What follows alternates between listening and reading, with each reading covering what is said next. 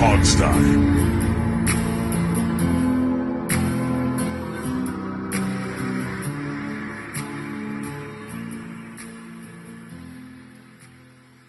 Hello, everybody, and welcome to the Hogstye. As we get through, it's OTAs right now. It's the least exciting part of the off season, honestly. Well, the least exciting part of the offseason would be when there's no OTAs in June. That's the least exciting part. That's true. That's even less exciting. We're in the second least exciting part. Right. Because these are not the most exciting things to get highlights from. No, but at least you can see something. In June, it's just we got to talk about baseball. Right, exactly. I don't know, man. I've been seeing clips from a lot of absolute elite quarterback play around the league. You know, these beautiful, beautiful dump off throws and no coverage and no defenders in the face. These beautiful throws downfield of 50 plus yards. A lot of elite arms going on out there with these elite dimes that they're dropping everywhere, which I'm getting so tired of seeing on Twitter right now. For crying out loud, they're in shorts. These guys are professionals. Of course, they're going to throw nice passes to wide open guys. Come on, guys. If we put together a video of all of us just throwing balls deep downfield, it would look roughly the same. I guarantee you we could cut it to make it look perfect. Oh yeah, absolutely. Oh, yeah, absolutely. And all this stuff translates well to late November. Right. You know? My favorite post, and you'll see it every year, is doesn't matter who the quarterback is. You will see someone write only 2 or 3 quarterbacks in the NFL could do this, and it's just them throwing like a 40-yard pass. Yeah. I'm like, no, only 96 quarterbacks in the NFL could do this. More right now because some teams have 4 and 5 quarterbacks. That's true. Yeah, that's true. Old Josh Johnson, who's our 4th quarterback right now, can still make a 40-yard pass downfield. Yeah, newsflash: every NFL quarterback can throw the ball 40 yards and hit somebody when there's no defense on the field. Right. So yeah, there's not a lot to really get from OTAs right now, from our perspective, and from any. Why is Josh Johnson on the roster? I'm just curious. Because you always want to have 4 quarterbacks in training camp. But I mean, why him? Why not? I mean, he wasn't bad. I don't know. It's just kind of a weird choice to me. Like, I'm totally out of left field. I don't think he even played last year. No, he did. I have to know he did. Yes. Well, he was on a practice squad, or like he was on a roster somewhere. He was on a roster somewhere. Yeah. Yes. Josh Johnson. Yeah, I mean, he's 39. He is quietly become the next Ryan Fitzpatrick in terms of just keeps on sticking around. Quietly become very wealthy, odds are, if he's been around that long. Probably. Sure. I haven't looked that up with him. But since I've been starting to write up about quarterbacks, there's some fun stuff with him. If you don't know. Anyway, let's start with the sad news first. One of Steve's childhood idols has passed away, and I don't. Eddie Van Halen died years ago. I don't mean Jim Irsay. I mean George Wendt, of course. Cheers. I'm so much like him. Well, you gave up your serious job to become a painter. We all know about that. Oh, absolutely. Yeah, that's what I did. Anyway, no, Jim Irsay did pass away too. Two very sad deaths there, George Wendt and Jim Irsay. Yeah, because it actually said George Wendt really did die. I mean, we laugh, but rest in peace. Yeah, rest in peace, Norm, and you know what, Irsay, he fought some demons, but rest in peace there as well. Because I saw Norm what was his name? George Wendt? Yes. I saw him in a department store in San Francisco one time. And he was very fat, even in person. Oh yeah, he's a big dude. By the way, Josh Johnson's career earnings are only $12 million. So, hey, you know what though? You're 39 years old. You banked $12 million already. That's not bad. I don't know if he banked $12 million. He earned $12 million. Okay, so he probably banked half of that. If he was not dumb, which I don't know if he's smart or dumb. Yeah, I don't know either. Anyway, sorry, but so we're in the middle of deaths, and I'm talking about money. Yes, George. Jim Irsay. Let's really talk about Jim Irsay, who passed away. Colts owner, probably one of the more controversial figures in the league, especially the last few years. But really, us Washington fans do have him to look at and say he was a major player in pushing Dan Snyder out in the end. Oh, So he we have was. He helped run Yeah. Dan out of the. But I mean, Jim Irsay. Yeah. To be fair, Jim Irsay was a drug addict. yeah, Right. had some problems for He sure. had Had his some personal demons. foibles in there. Yeah, he has demons. Yeah. I don't think he was a particularly great owner, maybe, but the team the Colts have had their struggles and whatnot, and they kind of ran off Andrew Luck a little bit. But certainly rest in peace to the guy, Yeah. and our sympathies to his family. Right. And Yeah, of thank you for course. helping run off Dan Snyder. Yeah. Absolutely. That was great work that he did there for Washington. Kind of makes even for the Ursays taking the Colts away from Baltimore. They Yeah, that helped, part isn't good, but yeah. but that wasn't him. That was his father. So They left literally. People don't remember this because you're too young. They left literally in the dead of night, right. I Those believe. are early 80s, right? something like that. Yeah, I wouldn't Yeah. swear to the year, but somewhere around there. Yeah, because I always remembered them as the Indianapolis Colts growing up. Obviously, being the youngest of us. Let's look it up. What year did the Colts I'm leave? doing it right now. Yeah. Yeah. Okay. Steve and I both are starting to type. I want and to no say one's it's talking. 83. I think it was It's 83. Yeah, not I think it. March of '84. Okay, so 84. I was one then. So I don't really remember the Baltimore Colts very well. Well, now I got to question your football fandom. At 1 year old, you weren't. Well, come on, Alex. I wasn't tracking team relocations very well. Right. I was still kind of mastering the whole like not pooping in your diaper, and it took me another year or two to really get that one down.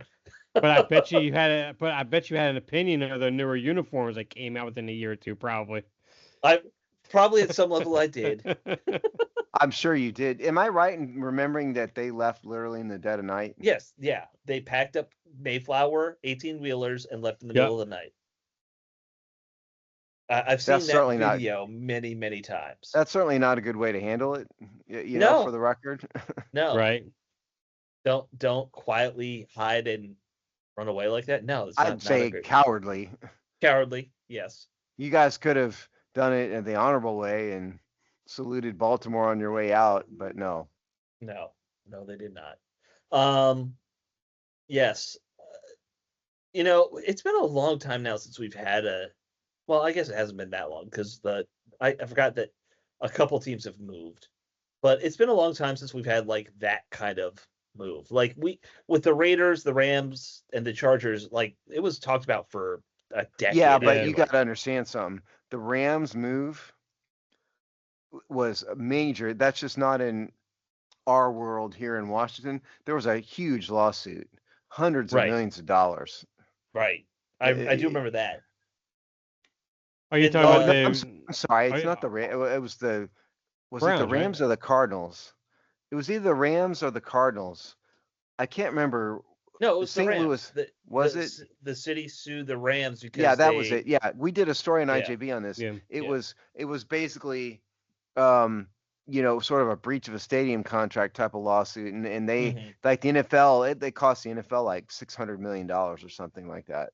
Yeah, That I all the remember teams you had to talking about that. contribute. Yeah, I remember you talking about that when that happened. We've think done that was so one- many IJB stories, I can't even remember them all Right. anymore. Right. St. Louis, keep losing teams all the time. Yeah.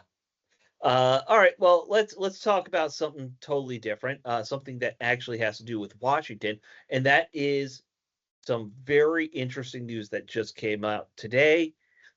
Hard Knocks that has announced who's going to be on their program, and well, Washington's not going to be the offseason team, sadly, and we knew that. They made the playoffs. Then you don't Right. do it if you make the playoffs. There is a plan to do the entire NFC East for the regular season Hard Knocks, which is Dallas, Washington, New York, Philly. This might be the most successful regular season Hard Knocks we'll ever see. If you take the NFC East and you're gonna make that your regular season Hard Knocks, and you got so much star power. You have the Super Bowl winning team. You've got, as much as we hate it, the Cowboys, who are always going to draw huge on something like this. New York, the largest TV market, and then Washington, has DJ Daniels, the superstar of the league now. Yeah, the resurgent team. Yeah. Yeah, like this Hard Knocks, and I don't say this just as a fan of Washington. I say just in general, this is going to do better ratings than I think Hard Knocks has done probably in 10 years. Well, I think to be perfectly honest, HBO needed to do something to change it. Yeah, Because if you guys can hear the dog barking in the background, sorry, he's going crazy over something. it's not bad right now. I can't Yeah. do anything about it. But I barely hear. anyway, HBO has been running the same show for 20 years, and the past Roughly. couple of seasons have gotten kind of boring. And so Yeah. I think by the idea of focusing on the NFC East as a whole is a way to shake things up a little bit. And there's a lot of exciting players. The Super Bowl champion, Jaden Daniels, the Cowboys always draw teams, New York. I mean, it's a perfect way to go, I think. It absolutely is. And even though this is the regular season, not the off season, I kind of liked the regular season when they started doing it. I really loved when they did the run up to the draft with the Giants last year. I thought that was fascinating to watch. Right. But man, this is going to be exciting. This is going to be really fun though to watch, especially if this is a competitive division. Yeah. And you know what? In actuality, I haven't watched much of Hard Knocks since it first came out. I wasn't always too enamored by it. But this one I might actually watch each week because it's going to be, I mean, because there's a certain dynamic in the NFC East you just do not have in any other division. Maybe the NFC North comes closest. Yeah. In terms of when you look at rivalry, when you look at the fan base between each other, you look at how these teams are, and I mean, there really isn't another division like the NFC East. The history, everything about it. So right. It should be fun to watch. Right. You're muted, Steve. It's a classic old division in the NFL. It's got some of the biggest stars in the league. The Cowboys, whether you guys want to admit, not you guys, the people listening want to admit it or not, are the most popular team in the league by far. They're the richest team in the league by far. The Eagles won the Super Bowl. The Redskins, Washington has got the Rookie of the Year. I mean, it's a perfect it really way is. to go. It's perfect. You actually brought up an interesting question or an interesting point inadvertently there. It really is the best division still for this. You could do, I think the North is probably second, the NFC North, but there's no AFC division that comes close to that rivalry, NFL history. Well, actually, I might consider the AFC North with Baltimore Steelers and the Browns. Yeah. I mean, and Cincinnati, especially more recently. I mean, they got a history of hatred and violence sometimes at certain points within their rivalry too as well. But I still think the NFC East and then the NFC North still probably take the cake as the top two. Yeah, we will try to get on the media list for them. We were on it before. We'll try to get you guys some input and see if it works or not this year. Well, locally, I think it helps now that we're a Washington, because when we got on it last time, Washington was being talked about in serious consideration. Yeah, and I dropped the soffit when it was someone else. Yeah, right, exactly. So maybe we can do that. That'd be fun. Yeah, I'm looking forward to it. Got to get my HBO back now for the season. It's a good reason to spend, what is it, $15 a month now again? It's on my cable bill. I don't know how much it cost me. Yeah. All right, next story. I saw this headline as I was preparing for the show, send it to you guys. At first I was like, oh, this is just clickbait. But it was an SI article about Terry McLaurin not showing up to I keep on wanting to say training camp, but it's not training camp. He's not showing up right now, and asking the question, is Terry McLaurin being a holdout because he's in the last year of his contract? So first, Steve, if you can unmute yourself long enough for the dog to be quiet, why don't you give us some quick numbers on the contract? Obviously he's in the last year. He wouldn't hold out if this was like a 3 years left. Okay. So I mean, he's in the last year of a 3-year, $68.3 million contract. And he's got a $25 million cap hit, this year. Right. And so the key to me was he had $34 million guaranteed at signing, and a lot of these big contracts like this will have different kinds of money becoming guaranteed at different points along the way when complicated Right. contracts like this do. And so he had little over 53 million in total guarantees. So in terms of the guaranteed at signing, he doesn't have to do anything but show up on day one, about 50%. And so, first of all, I will just say that the fact that the guy missed like one day of OTA, that may mean anything. His mom may had a birthday party, for Christ's sake. Who knows? Right. Doesn't Right. necessarily mean he's holding out. I mean, it could be literally maybe he needed to go shoe shopping. Who knows? But so if you go into some of the biggest contracts in the league, so somebody like Justin Jefferson, and here we go. Sorry, that one probably came. No, that one didn't. Oh, it didn't. Amazingly Yeah. enough, the dog is going crazy. He's seeing something outside. Noise cancellation is really good these days. Apparently so. Anyway, Justin Jefferson, 140 million in 4 years, 88 million guaranteed at signing, and so that's like 60 something percent guaranteed at signing, and so that's the level he's going to shoot at. I would think if he wants a new contract, he's going to aim probably for the biggest contract in the league. I would assume. I don't think he's worth that personally, but that's what he's going to shoot for. So if you think, 5-year contract for 3 years. Of practical. Hold on here, folks. Right. The dog's now going crazy. Uh-oh. Steve has left the frame yelling at the dog. I don't know. There might be a squirrel in the house. We don't really know. We will get caught up on dog gate here. The dog gate is there's a dog walking past the house. Oh, okay. And he's looking out the window at the dog. You did not get a squirrel in the house situation. No, it was a dog. 2 people walking a dog, and he's going crazy. So what I'm saying here is what I would maybe shoot for with McLaurin if you're going to redo a contract. Terry is 29. He'll be 30 obviously in next year, and so I think you can do a 5-year contract with him. But I think what you'd probably shoot for is to have the dead money die out in year 4, and so they're not stuck with him past maybe year 5, past maybe year 3. And so you aim for. If I were him, I'd go for Justin Jefferson. Which I don't think he's worth, but there's your opening target. Right. Yeah. More than 140 million, or more than 35 million a year. Put it like that. Right. In terms of average annual salary, and shoot for 60% guaranteed at signing and more than that, to come due along the way. I think that's what he's going to shoot for, and they'll compromise probably somewhere less because nobody's going to argue he's Justin Jefferson. Right. That's basically the biggest contract in receiver contract measured by guaranteed is Justin Jefferson. Sure.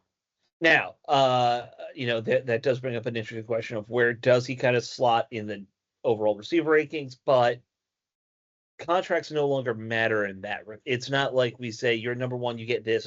Like baseball did that for years. Like if you were like, this is the best pitcher, no one should get more than him. Like people kind of accepted that for a long time. Football, it's now always the next guy gets the big contract. We just saw this with Brock Purdy getting a huge deal in San Francisco. Brock Purdy is probably the 20 to 25th best quarterback in the league, and yet I think he's much better than that. I don't think that he's like top 10. I don't think he's top 15. He might be. I definitely think he's top 15. Okay, maybe 15.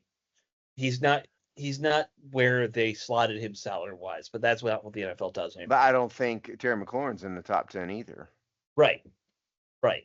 But he'll because and objectively, I mean, he's been to 2 Pro Bowls. He played on a really lousy team. Maybe it would have been better if he'd been on a better team, but he's not an All-Pro. He's never been right. And if I had to slot him, I'd put him 10 to 15, maybe 10, 11, 12, 13, somewhere in there. Maybe. He's somewhere in that range. Yeah. A very, very good receiver. One of the best, but just not clearly the best. So, but we'll see what he gets salary-wise. He deserves another big contract. Obviously, given his age, I don't blame him for if he were holding out, and I don't know if he is. I wouldn't necessarily blame him because this is probably your last big contract in your NFL career. Just that's the way, The last math one works. he's going to collect all the money on, at least. Yeah. Like Terry is probably not going to be a guy who plays to 40. Most guys at receiver don't. Even if he does, he's going to, Right. It's not going to be with this kind of money. Right. So he should go So for the guys out there that are probably gnashing their teeth right now at you guys saying, well, he's not top 10, barely top 15. Just like real quick, your top 5 with A.J. Brown. I'm around St. Brown, Justin Jefferson, Jamar Chase. You're not taking any one of those guys out there for Terry McLaurin. And you said those are top by what top measurement? 5. Well, you say top 5 as measured by what? Top 5 is this is top 5 overall, typical overall rankings. This one's off of PFF right here, but it's okay. Well, typically, that has no value. Well, no, well, they're using that just basically on recent performance, on what they've done in terms of numbers and what they've done. This isn't adding in all their extra, information or stats that they're very questionable or whatnot. This ranking you'll find pretty even with most other sites. Like they have Puka Nacua, CeeDee Lamb, Nico Collins, Tyreek Hill, and then Mike Evans. None of those guys you would move out of there for Terry McLaurin either. You got Terry McLaurin. They have at number 10, but then you have Garrett Wilson, who I would put over Terry McLaurin. Mm-hmm. You have Malik Neighbors, 1 year, I get it, but I would still put him over Terry McLaurin. Drake London, I would put over Terry McLaurin. I don't know about Higgins. Drake London overall profile, what he is as a receiver, body, speed, his hands, route running, everything. He's that common. He's been suffering through lack of quarterback play. Has been his biggest issue out there, in my opinion, anyway. So 10 to 15, I agree with you guys. Yeah. That's probably where he's at best. So so that makes sense. But he's going to shoot for bigger than that. So he'll shoot for the biggest. He'll shoot for the biggest receiver contract in the league. Right. Now also just to expound real quick. Now, granted, that's all like numbers of what these guys do in terms of on the field production, but what Terry adds goes beyond just that too. In terms of what it does in the locker room for team leadership.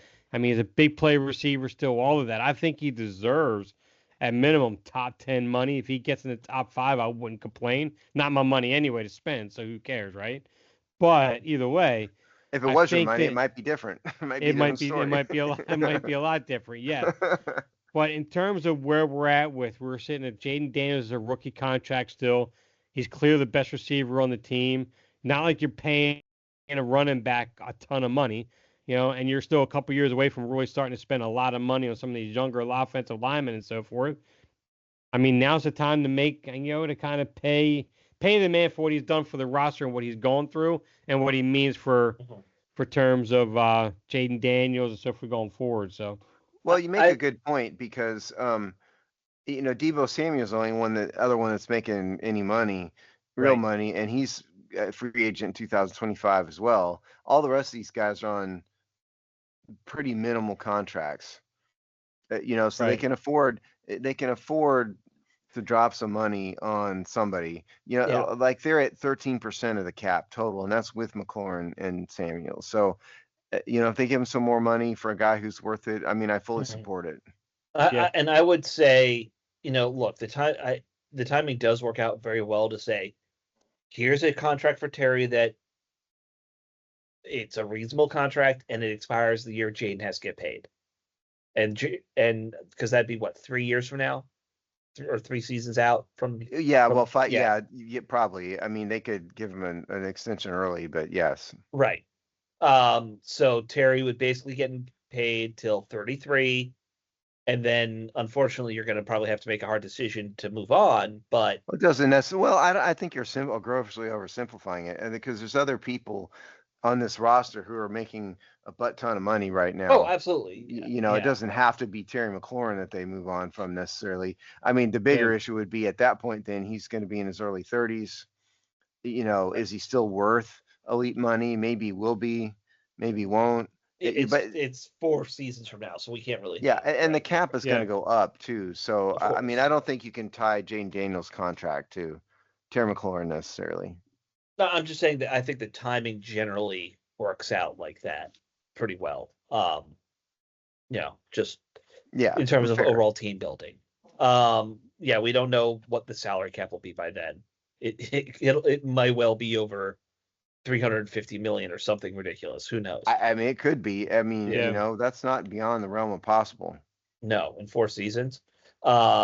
By the way, I decided to look at a fantasy football website. They say Terry's 14th in fantasy points, which So that's about what we were saying. And the yeah, cap this year is already 279 million. So 4 years, if it goes up, you know, 15 a 10 year. million, Yeah. 10 to 15 a year even. So it's 350 million is totally Possible. reasonable. Yeah. Yeah. Especially with these newer TV streaming deals they're coming up with, the games in these international games and everything. We'll have 18 games by then. Don't forget about that. Yeah. Yeah. All right. So hopefully Terry shows up to camp, and the whole idea that he's holding out is a lie. All right. Let's rip the Band-Aid off on our position group, because it's it's not the most exciting group that we're talking about this week, folks. We have to discuss the interior defensive line. Now, there's a lot of guys on this list, because Washington has a bunch of defensive tackles and honestly just not a lot of defensive talent. ends. Yeah. Or talent, we could say that too. All right. They have some talent. They have a little bit of talent. No, they actually have decent talent on the interior. We'll start with Deron Payne, who's the elder statesman of this group at this point, the most senior, former first-round pick, drafted way back in 2018, which doesn't sound that long ago, but it was. That's 7 seasons ago now. That's pretty frightening. Yeah. So Payne is in the last year of his deal, right, Steve? Yeah, no, he's signed through 2026. Oh, so 2 more years left. Yeah. He's definitely going to be one of your key starters at this point. I don't think there's any question about that. I think he's had a couple down years since he had that really good season to, get the big contract. Well, if you look at his, I just wrote a column on sacks, on like pass rush for Monday. If you guys read it, it's on the site. I was just kind of curious about pressure, and in terms of Payne really had 1 year in which he had 11 sacks. All the rest of them, like 3 or 4 sacks. Right. And that coincidentally was his contract year, by the way. Right. But so from a contract standpoint, he's at 26 million this year cap hit. It goes up to 28 million next year, so a little bit of an increase. Right. But his dead cap goes way, way, way, way down, and so they could cut him at a pretty big savings if they wanted to next year. That's why I was thinking this was the last year of his deal. I forgot there was a second year, but the big drop in the cut. All right, so that's Deron Payne, likely starter, I think, or at least one of the key rotational guys. He'll probably get the most snaps overall. Dude with the $26 million cap hit is going to start period dot the end. Right. Well, I meant more. We don't know how much they're going to rotate guys this year. I think they like to rotate more with this group versus what Rivera used to do, which was leave Deron Payne and John Allen on the field every snap all the time. And then watch them argue on the sidelines. Right. Yeah. Well, that's why he wanted him on the field, so he didn't have to hear them arguing on the sidelines. Probably. All right, next up, let's talk about Johnny Newton, drafted in the 2nd round last year. This is that guy Adam Peters loved, said he was a high first-round pick that they got in 2nd. They're super happy about him. We didn't get to see enough of Johnny Newton last year to really make too much of a determination in my mind. I think what we did see was okay. Like, I'm not going to pretend it was great. But there's a lot to still prove here in my mind with Johnny Newton. I mean, he was better than I thought he'd be. I would Mhm. say. Sure. I don't know if he's a plus level player necessarily, which is always a term I use to kind of designate someone who's has additional added value, like a subjective interpretation of Right. added value. And I don't know if he's that yet. So He's not a we'll minus level player no, necessarily. no, he's not. No. He's not a negative. Is he a Right. worthy starter? Is he better than Jonathan Allen in his peak? No, probably not. Right. Right. That's a pretty tall order. John Allen at his peak was Pretty uh, good. Yeah. very good. Arguably one of the top 5 interior guys for like 2 or 3 years of his career. Dave, do you have any thoughts about Newton? As far as Newton, I think this is going to be a pivotal year for him because last year when I did the position group when I did a rookie uh, breakdown, this is one of the guys who was wrong. I was actually pretty excited for him to be drafted for us when we got him, even though he wasn't I didn't think was the best pick to have because of offensive line needs, all that other stuff. But either way, we're not going to go in that. We're not going to go in that argument again. But it's Mm-hmm. I think what he adds and upside of what he adds, especially in terms of he can clog the pocket, he can push the pocket back pretty strong. He's a good pass rusher from the center. I actually think that he potentially is going to work better alongside Kinlaw because I thought that you know Payne and Newton didn't play off of each other's weaknesses. They were very similar players. So but where Kinlaw, what he does in terms of what Newton can't do, I think they play off each other very well. I think we'll see a big difference if those two are together on the field. Then because last year whenever Newton and Payne were on the field, that was part of the reason why we were gashed the way we were up the middle on against the run, and that's where Kinlaw comes into play because he's more that run stuffer, can push the pocket back, is a guy that he'll usually demand 2 blockers on him half the time. So it's going to be interesting. I do like Newton. I like his upside. I like his trajectory, and I think his trajectory can be better than what Allen was for us. He just has to get there. Now the only guy with any sort of proven history of sacks is Payne, and as we talked about, he really only did it 1 year. So Right. part of the problem I think with this group is that there's the same amount of pass rush as last year, say it like that, Yeah.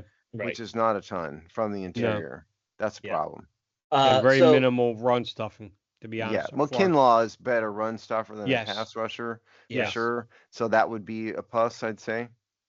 Yep. All right. So let's talk a little bit more about Kinlaw. Obviously, that was the big signing, 3 year, $45 million. Guy who Adam Peters knows very well, obviously, because he drafted him in San Francisco, or he was with San Francisco when they drafted him. I should say it that way, probably. And he was gushing about Kinlaw, saying how he's seen him play at crazy different weights. Under 300, over 300. How he's just a great elite physical athlete for his size. The problem with Kinlaw's always been injuries, in part, right? Like he's never really healthy in his past career. Um, it's going to be interesting to see how they utilize him. There's been a lot of talk of using him as an edge, as that elephant edge that not Ron Rivera, that Dan Quinn wants to use. He likes having that one defensive end that's kind of more like a tackle in the overlook. Isn't that an extraordinarily dumb idea?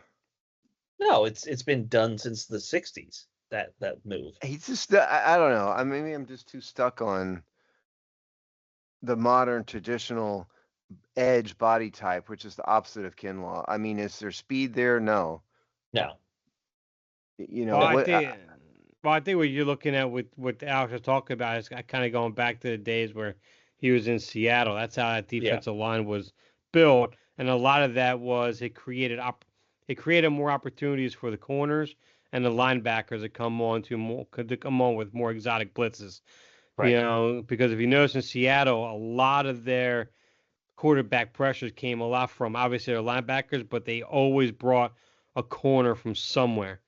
When you get that bigger body edge out there coming in and pushing pushing the pocket through, I mean, it makes it more difficult for that tackle to have to concentrate on both that someone like Kinlaw, and then you have a corner coming in off the edge. He's got the speed. He's shiftier, undersized. He can kind of get in between cracks a lot quicker. So that's what I think he's trying to mimic is that. Yeah, exactly. It's that hybrid style defense. And everyone knows Seattle was playing this like cover three, and that was what they focused on. But in terms of the front seven, keep doing that now. Dang it. Dan Quinn really does use a hybrid system where you're kind of playing a 3-4 on one side of the field and a 4-3 on the other side of the field. You have a traditional defensive end rushing the pass from one side. Other side, you got this elephant guy who's basically a DT playing an end, and then you're rushing linebackers around him. So now the question is, do we have linebackers to do that with? And we do with Luvu, I guess. Luvu's probably going to be where that's coming from the most when they do this. So well, I think it's not his specialty. I think they might be banking on Jordan McGee taking that next step. So that's going to be interesting to watch. Too. And then a lot of people are very high on the kid they drafted this year, I've heard. I've heard a lot of people think that's their secret diamond in the rough they got this year. It's the linebacker in the 7th round. Well, anyway, so back to Kinlaw though. Do we know what his weight is right now? I know there's weights listed on the website. Yeah, hold on. Yeah, no, yeah. I of course have this chart. It has all this on here. And you're talking about Kane Medrano as the linebacker, by the way, right? Yeah, Kane Medrano, exactly. So Kinlaw is 6'5", 319. He's listed at 319 right now? Okay. Yeah, that's what I have. Yeah. So he is definitely a big guy. They definitely added some serious weight to the room here, because the other guy that they signed as a free agent, Eddie Goldman, is, I think, 325. So another big nose tackle type body. There are some big boys. What can you say? Yeah. Yeah. And they needed it though, because John Allen was a pass rusher in the end, right? If we're being honest, he was never a big defensive end. He was always a little on the leaner side because he was there to rush the pass from the inside. Now you got Payne, you got Kinlaw, you got Goldman here. That's they're averaging 320 something between those three guys. So they definitely put some fat on the line. I think that was that priority for them. Well, when you allow was it 5.2 yards per carry on most of the year? Yeah, you're going to add some big bodies on that line. People forget. I'm so glad you mentioned this, because it was mentioned it before. People seem to forget that despite the fact that they got to the NFC Championship game, they were one of the worst rushing defenses in the league. Right. 28th, as I believe it was, as measured by yards per carry. 28th. Yeah. They had to do something. And so the idea of bringing a guy like Javon Kinlaw in isn't to increase the pass rush. Right. It's to put some big fat guys in the middle to stop these running backs from running all over them. And so that was really the focus. The pass rushing thing I wrote, they weren't, they had 40, I believe it was 42, 43 sacks last year. It's ranked 10th, 11th. They weren't terrible at it. Right. They didn't need to bring in Lawrence Taylor necessarily. They sort of need to maintain. What they did is they traded, what's his name? Who they lose? Fowler. Fowler, their leading sack guy, but they've traded basically him for some better run stoppers, more or less, right, in some respects. And so that was the priority. And so if they can keep their sack level roughly this, maybe a middle of the road sack team, but dramatically improve their run defense through guys like Kinlaw, that's probably a success. Right. Yeah, I think that's definitely been, if you look at how they've built their team this year, that's definitely been the plan. Is help stop the run, and they improve their secondary, so they think that'll help with the passing game. And I guess they're just not. And I can understand if you don't feel like sacks are as big a deal as maybe pass breakups or turnovers or whatever. I could see kind of how they're trying to build this here. All right, last guy to mention, or I guess there's two. Norrell Pollard, who was an undrafted free agent from 2024. He was here last year technically, but on IR. And then Ricky Barber, who was an undrafted free agent, signed out of UCF. So I don't know anything about Ricky Barber. I don't suspect anyone of us knows anything about Ricky Barber. I Anyone wonder if watching he a lot has a of good Golden haircut. Knights? With a name like that, I wonder if he has a good haircut. Let me Google him. I'll tell you. Yeah, not bad. Is it in any way an unusual haircut? It's kind of not really. I wouldn't say it's unusual. It's a little longer. It's not like tight crop. It's kind of like that looser, not quite an afro kind of Because look. you have to assume he has barbers in his family. Right. Why? That's why else would he have a last name like that? My bigger concern, and this is for all men, the look where you have a beard but no mustache, not a good look. Are you Like you're a mustache and beard only, huh? That's what you're I think saying? if you have a beard, like especially a full beard, Uh-huh. like you should definitely have something above the lip to even it out. So now you're gonna make me want to look this guy up. Yeah, yeah, and he has a little something there, but it just doesn't balance. It's got to balance. Well, I But think what we need to do is at training camp ask him why he doesn't have better facial hair. you know who I've always wanted to ask that to? I want to go to Lamar Jackson and say, "You're worth $100 million. Could you please learn how to properly groom your beard? You look I'm like a sure homeless man." that'll keep us with our credentials intact. Right. Somehow in this scenario we've also got credentials to the Ravens. Yeah, we can try, you know. Right. Hey, we What the might have a heck? better chance. All All right, right, so so we there's covered the not much lineup. else. Yeah, I think Yeah. it's a pretty boring group. Yep. There's Yeah. there's no debate about who's going to start. No. Obviously, Deron Payne, Javon Kinlaw, Johnny Newton, some combination of that. There's your starters. All the rest of these guys. Wait, did we say, by the way? Obviously, they lost Jonathan Allen. I think we said that. Yeah, we talked about Right. it. You know, but that's it. So Yeah. we're gonna do edge rushers next week. Yes, and then that's the that this week's gonna be exciting by comparison, honestly. I know. It's there's not a lot of names, but there's a lot to talk about because there's There no is. names. That's the point. There is. Yeah. See, Well, you hey, got to by pump it up at all by times. next week they may have signed another edge rusher for all we know. So hopefully. All right, let's talk about some national stories that are going on. We did talk about the passing of Jim Irsay, of course. That's a national thing. Um, The Indianapolis Coke dealers are going to be in mourning. yeah, the GDP of that industry is just dropped. Is that too And crude for considering the guy just died? that's probably Probably too. so. Yeah. Sorry, people. Well, that's okay. I got done seeing someone have a tweet response going. It's like, yeah, Ursay couldn't stand seeing another year of Anthony Richardson as their quarterback. So I was like, come on, man. That's brutal. Pretty ugly. We're sorry. Yeah, it We're was. sorry to the Versay family. I didn't mean my crude joke. I mean, kind Yeah. of. Yeah. All right, let's talk about speaking of quarterbacks who people are going to be sorry seeing. There was that story in ESPN about Caleb Williams. Now, I guess we should be clear. The story is actually in this new book by Seth Wickersham about quarterbacks, and he interviewed um, Caleb Williams and his father for this book.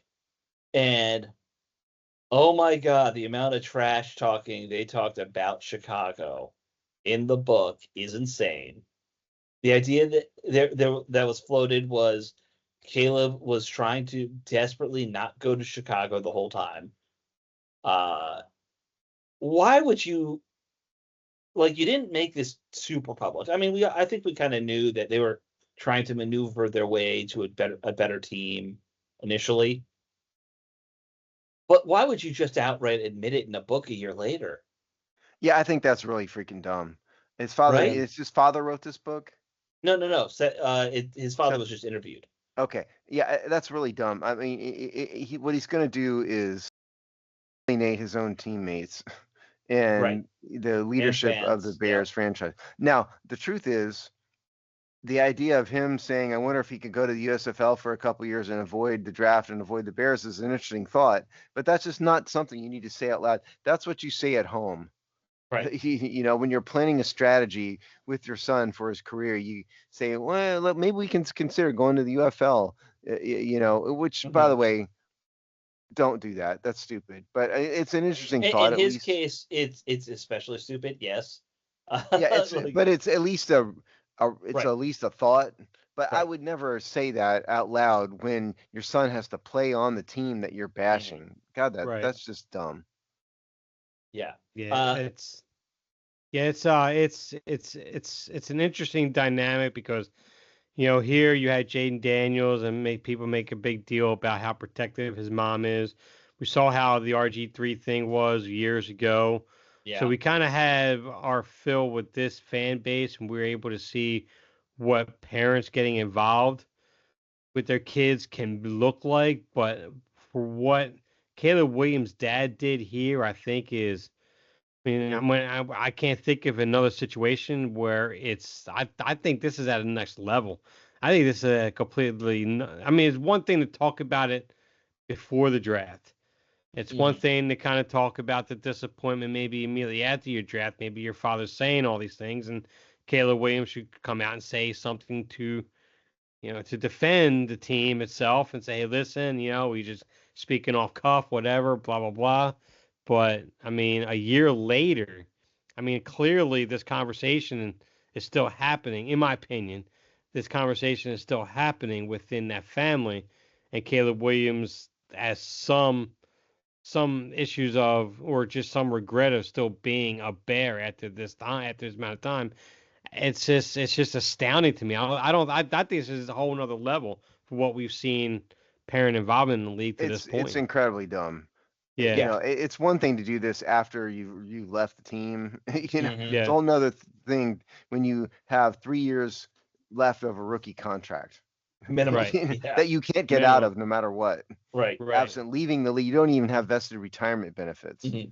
And look, there's a lot of stupid things that Caleb Williams said in there. A lot of people are focusing more on some of the stuff he said about watching film, but honestly, this is the stuff that was monumentally dumb.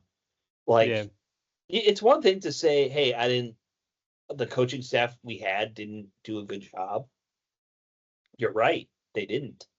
It's another thing entirely to badmouth the entire city and say this is where quarterbacks go to die. I You mean, know, he's not wrong, but no, you can't say that. no, yeah, no. There's lots of things that I could say in my life that are not wrong, but I can't say them. You know, You said some Steve of those on this show. Steve knows. Yes. I do know. I know exactly what you're talking about. Yeah. All right. So It's that possible I was. might have even said some dumb things or two in like 1,000 podcasts that we've done. Oh, absolutely, absolutely. All right. Some other fun stories. This is a good one. The Olympics in 2028 in Los Angeles. Flag football is going to be played. Now, look, it's flag football's not real football, but it's the closest you could do for an Olympic style tournament because of the amount of time you have. So it makes sense if you're trying to It's get it some so dumb. It's exposure. so dumb.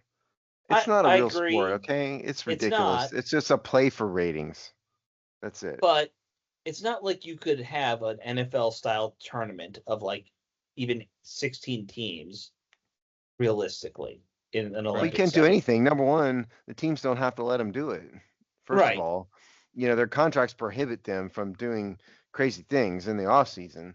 Right, right, right. So Well, the NFL you would have to definitely clear couldn't it. do it with NFL players, right?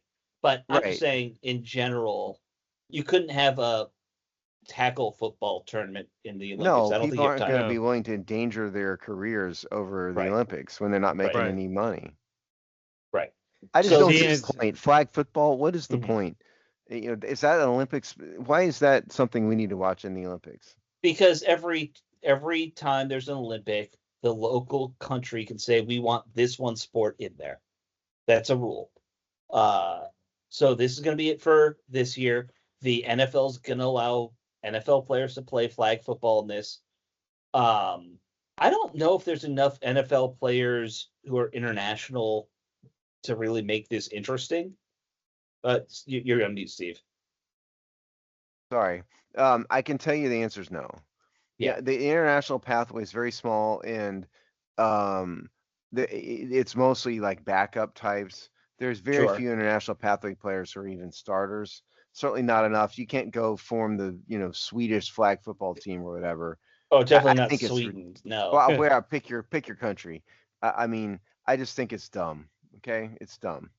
There's no I point to think this. I I don't like it because of the injury factor.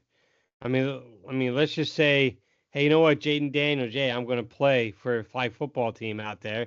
You go out there and you have non-contact ACL injuries. You have Achilles injuries happening. Just by Hmm. stepping the wrong way by young athletes, you have injuries that can happen. That's going to shelf the guy for your entire season the following year. Absolutely not. I hope not a single NFL, well, top level NFL player played. Maybe some of the back end of the roster guys that have been living their career on a practice squad or something. Sure, whatever, that's fine. But Who would I want to think it's a risk? terrible idea. Who would want to risk $100 million contract for a Exactly. phony Olympic sport? I mean, Yep. you Now, do get a medal when you win, but there's been a handful of NFL players who've done Olympic sports after their right. career. Herschel Walker was a what did he do? He was some Wasn't he kind a of rowing runner? thing. Oh, No, it wasn't no, running. right. He was a rower or something. Yeah, Yeah. You're right. something. That's not the right spot, but it's something to do with a boat in the water. And Well, the most famous being Jim Thorpe, of course, running in the Olympics uh before he became a pro player. well, yeah, I'm talking about after in modern times. I mean, Right. there's been one or two, but there's never a situation which an active player is going to endanger a multi-year, multi-million-dollar contract to play flag football. That's Right. crazy. I think it's crazy. I Yeah. agree. I mean, look, I do understand that concern. I think it's more crazy that just like there's no maybe Canada can field a team because they have Canadian rules football, so there's enough like Canadians who know how to play football. But I don't even know if you could get 20 teams for this. Well, that's my point. It's like, Yeah, that's what I said earlier. I was joking about Sweden, but pick your country. right. How are they Yeah. going to form a flag football team that's worth a tinker's That could damn? be serious. Yeah. Right. Well, I guess you could go to Australia and say, you guys can punt, so we got special teams good, and Well, you could that's go it. get like a bunch of rugby thugs out Right. there, I guess, if you Yeah. wanted. But I just don't get what the point is. But it's flag football, so rugby thugs don't help you, Steve. No, Because but at least they're used to matriculating ball down a field at a right, bare minimum. right. I just think it's dumb. It's not an Yeah. Olympic sport. I, You're I trying and too I hard, Right. the Olympic Committee. I will say, like, I've been scrolling this entire time looking at random like at NFL players who are not US born. It's There's not a all lot. there are many, but like it's like in the 50s. It's not in the hundreds, I obviously. was And specifically talking about the international pathway. The NFL has yeah, something yeah, called the International Pathway Program. right. Washington has a guy now, as a matter of Washington's fact. used it pretty heavily the last 5 years. Well, there's a Yeah, guy named, I'm going to pronounce his name wrong, TJ Magariyanga. He's right. actually defensive lineman. We'll cover him next week, but he's in International Pathway Program. But, these are just guys who are from overseas, and Hmm. somehow they get noticed and they bring them over. Uh, yeah, there's not a lot of those. If you're talking about like the guys born in, these like Pacific Islander types, there's been a Right. number of those That's who've made it. true. There are a lot of Yeah. Samoans Yeah, thank who you. So I was yeah, Samoa. That's why it was yeah. escaping me. Yeah, it is fairly popular with the Samoan people. But again, it's a lot of linemen. Because they're just naturally genetically, predisposed Large to being and being large and large strong. humans. Yes. Yeah. Very strong. Not great for you just need quarterbacks and wide receivers, which is flag football. Yeah, there's not a lot of linemen in flag football. No. No. At least not in how it's normally played. Now, there might be in what they're doing. Look, I wonder if they'll have linemen. I don't know. I don't know what their job will be because linemen, there's no hitting. You just hey, I'm just gonna wave my hands. I'm gonna wave my I can't hands. touch you. I'm gonna hypnotize you. Mime in a box lineman. That's what we'll do. Well, we need a magician out there to hypnotize people. Yeah. So I don't know. I'll watch it. I've heard a lot of people locally say, "Oh, they're absolutely going to push Jade Daniels to be the quarterback for this if they can." Why Nah, would he no do way. that though? Yeah, no way. Yeah. Especially you're getting to the back end of his rookie contract, about ready to get Mm-hmm. into a point to where he can start getting himself primed and ready for that big payday. Yeah, no Right. way. They could extend him at year 3, at the end of year 3. Yeah. You know what? Yeah, I agree completely. Yeah. Do better, Olympic Committee. Yes. And look, as much as I would love to see a tackle football Olympic, it's just never going to happen. And No. of course, not with NFL players, but I don't think it would happen even if you said no NFL players. Why would you endanger your collegiate, Right. experience for this? Right.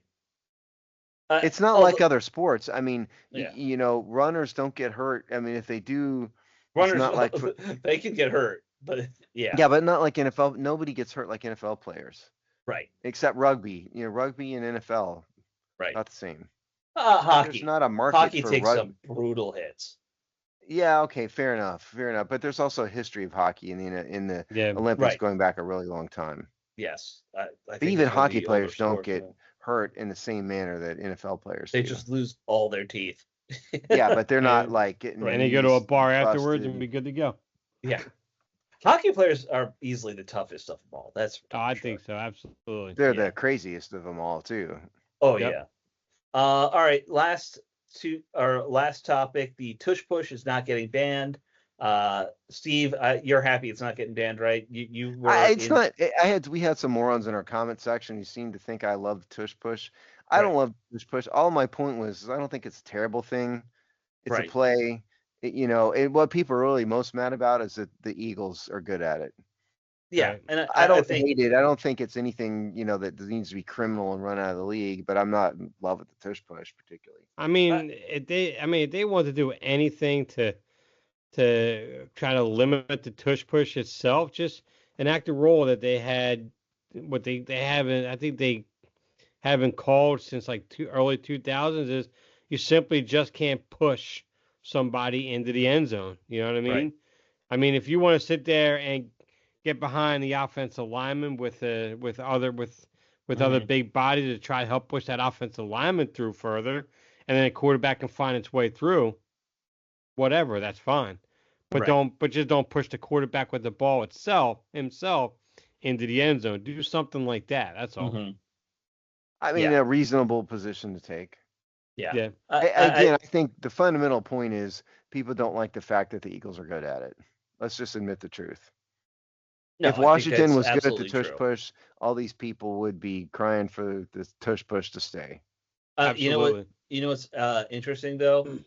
Washington, I think, had a higher success rate converting fourth downs Than uh, almost anybody in the league. than Yeah. and they never used the tush push. No. So there's that fact too. They do not have the people to do the tush push. No, Jaden Daniels. Although if you've seen pictures of him at training camp right now, or at not training camp, but whatever you want to call it, if he is bulked up, he has. Is he? Yeah. It's noticeable. I mean, it has nothing to do with the tush push, but okay. No, I would be worried I'm that saying he's still maintaining his speed. That'd be my it looks concern. like it's more core strength is what I'm seeing, and that's good. You need to work on your core. That's the key. That's the core. key. That's why I Yeah. didn't make it in the NFL. Right, right. Well, You still got time, Steve. Never the senior never version. give up the dream. Never give up. Never the give it dream. up. Never give it up, Johnny Rico, or not Johnny Rico, Uncle Rico. All right, that should wrap it up. I'm obviously not on my A game here with Ron Rivera and Johnny Rico references here. So, and if you don't know who Johnny Rico is, I feel sorry for you. I've never seen the movie actually. Well, either movie, because those are two different movies. Well, Technically, the Rico thing, the Uncle Rico one, I've not seen that. Napoleon Dynamite is that Yeah, one. yeah. You would not like it. It's very dry humor. It's weird dry humor. I don't know if you'd like that. I don't Not know. your style. Yeah. And the other I'll one I probably- was mentioning was Starship Troopers. I have So, seen that. That's yeah. not good. Yeah. No, that is a classic bad movie. So, All right, guys. That wraps it up. We will talk to you all next week. Later. Later. You know, we're running out of things to talk about when we spend 5 minutes talking about tush push and the Olympics. Yeah.